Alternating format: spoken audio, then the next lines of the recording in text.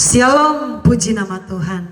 Sebelum saya menyampaikan renungan firman, saya mengucapkan terima kasih banyak semua pemirsa yang setia menopang, mendukung pelayanan firman yang kami sampaikan melalui siaran khotbah. Doa kami dari Jayapura, Papua ini, Tuhan Yesus memberkati. Tema firman Tuhan, mendapat roh kemuliaan. Saudaraku, berbicara penderitaan, pasti banyak orang tidak menginginkan itu. Amin. Berbicara yang namanya penderitaan, pasti orang-orang kalau mau bilang mau tolak, lebih baik mau tolak penderitaan. Karena penderitaan itu tidak ada yang mengenakan. Semua yang namanya penderitaan pasti itu menyakitkan. Pasti itu, saudaraku, hal yang sulit untuk kita terima.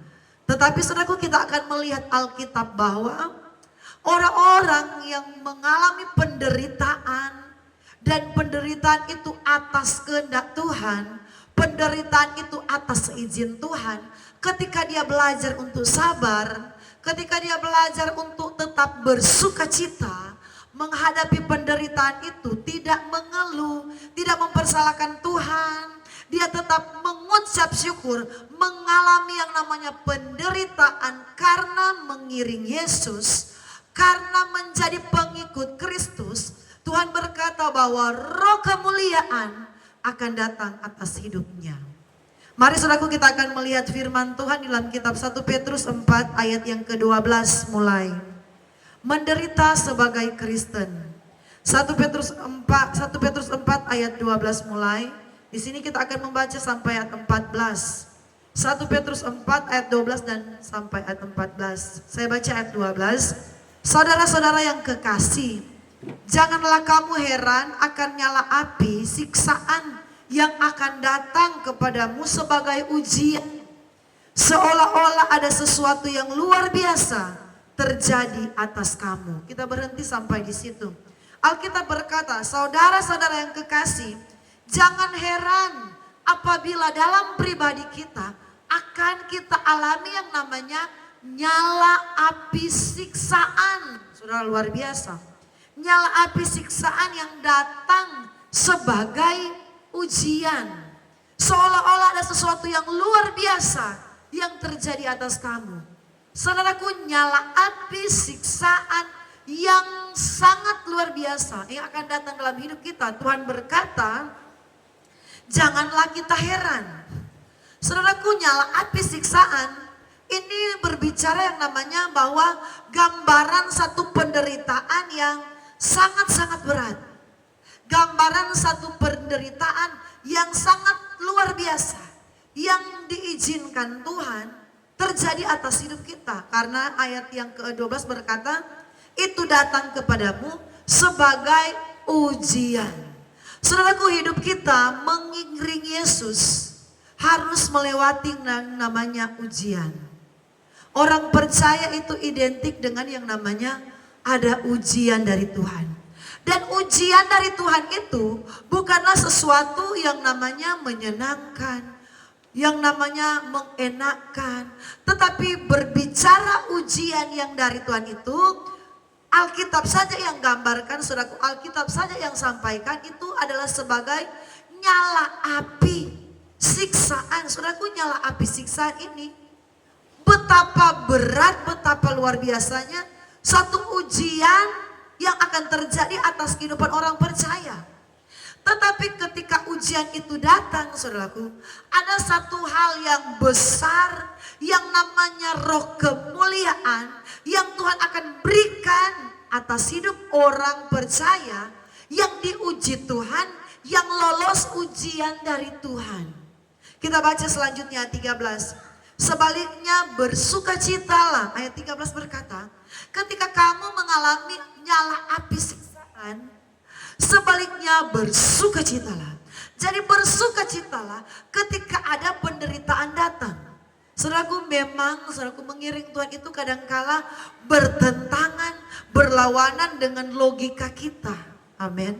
Berlawanan dengan cara berpikir kita manusia. Masakan kami akan bersukacita? Masakan saya harus bersukacita? Kalau saya menghadapi penderitaan?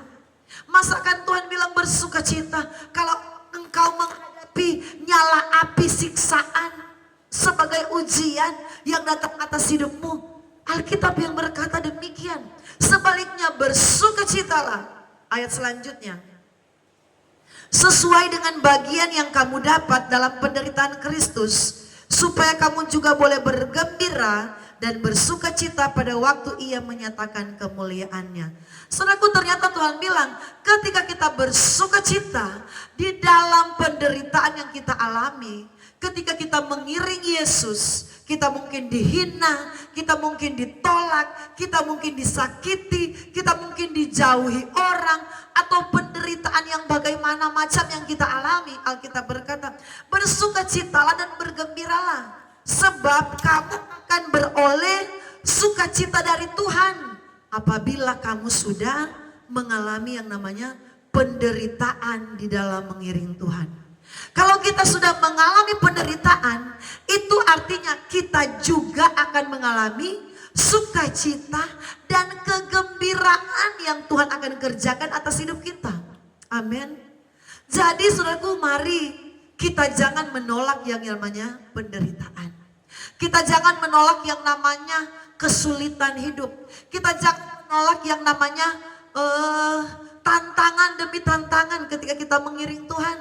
Saudaraku, kami melayani Tuhan di Jayapura ini ada begitu banyak suka duka yang kami alami, banyak air mata yang kami alami.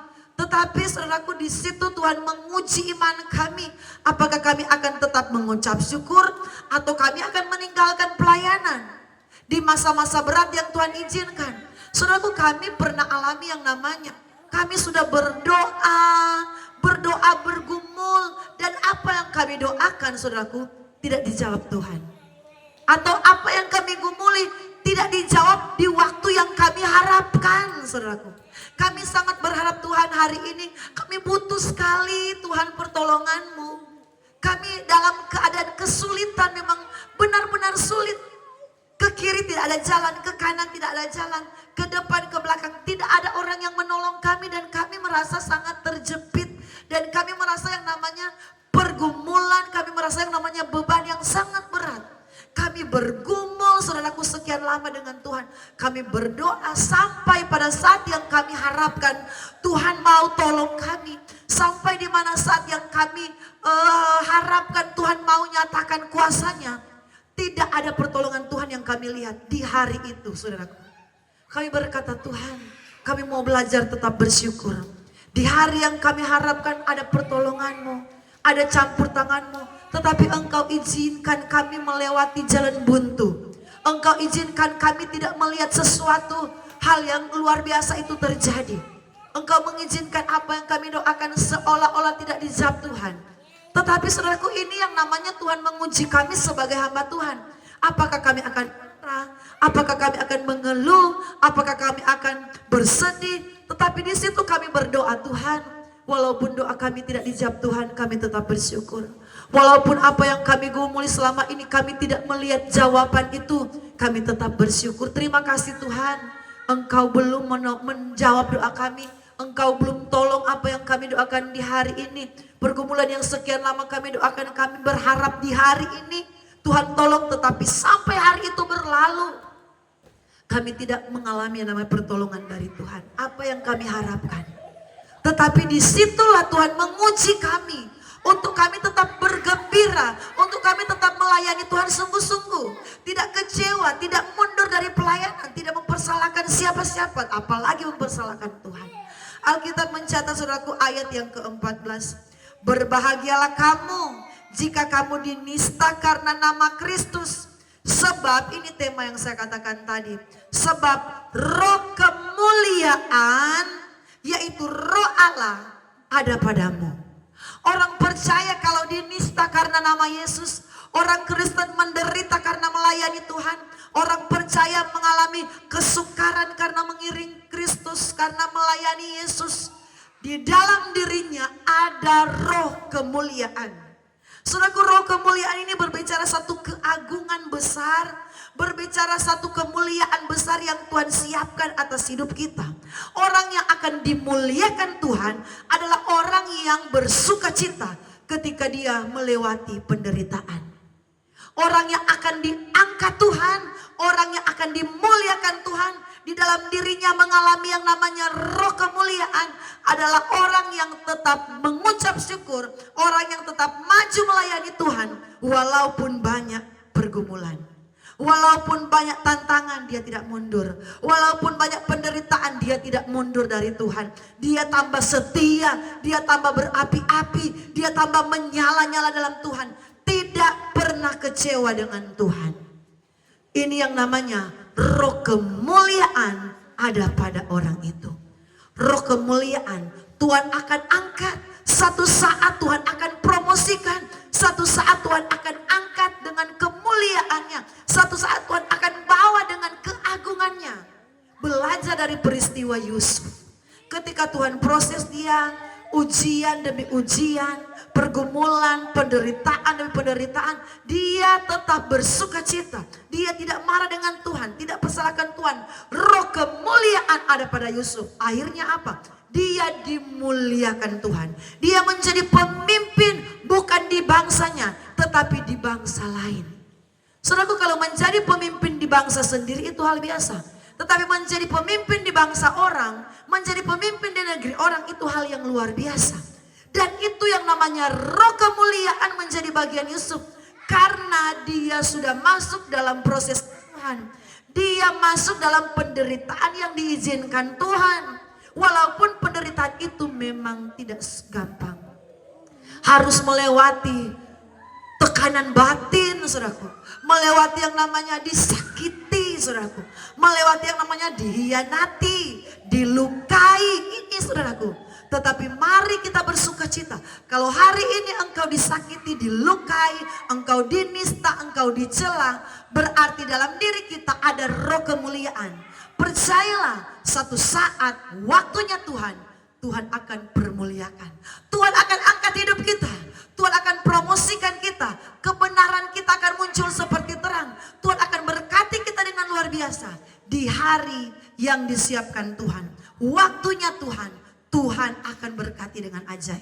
Bersukacitalah kalau hari ini engkau dalam penderitaan. Tuhan Yesus memberkati.